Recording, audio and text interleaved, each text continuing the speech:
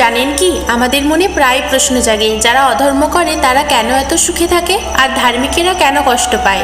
এই প্রশ্নের উত্তর দিয়েছিলেন স্বয়ং মহর্ষি বেদব্যাস। একসময় মহর্ষি বেদব্যাস এবং তার শীর্ষগণ একটি পচা নর্দমার সাইড দিয়ে হেঁটে যাচ্ছিলেন।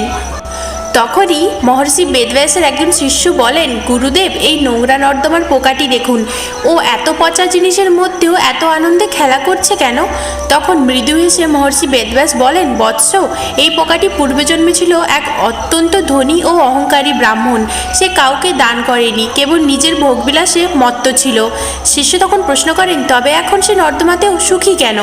বেদব্যাস উত্তর দেন, এটাই কর্মের লেখা। এই মানুষটি তার পূর্বজন্মে অজান্তে কোনো এক সামান্য পুণ্য করেছিল, আজ সেই ছোট্ট পুণ্যের প্রারব্ধ ফল ভোগ করছে সে।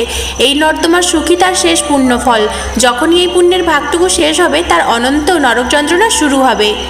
মনে রাখবেন, পাপী মানুষের বর্তমান সুখ হলো তার শেষ হয়ে আসা পুঁজি, আর পুণ্যবানের বর্তমান কষ্ট হলো তার পুরনো পাপের ক্ষয়। প্রদীপ নিভে যাওয়ার আগে যেমন একবার দাউ দাউ করে জ্বলে ওঠে, পাপীর সুখও ঠিক তেমনই, এক মায়ার ভ্রম। কর্মফল কাউকে ছাড়ে না, তাই বর্তমানে দেখে ধৈর্য হারাবেন না, সত্যের পথেই থাকুন। ধর্মই একমাত্র জয়ী হয়।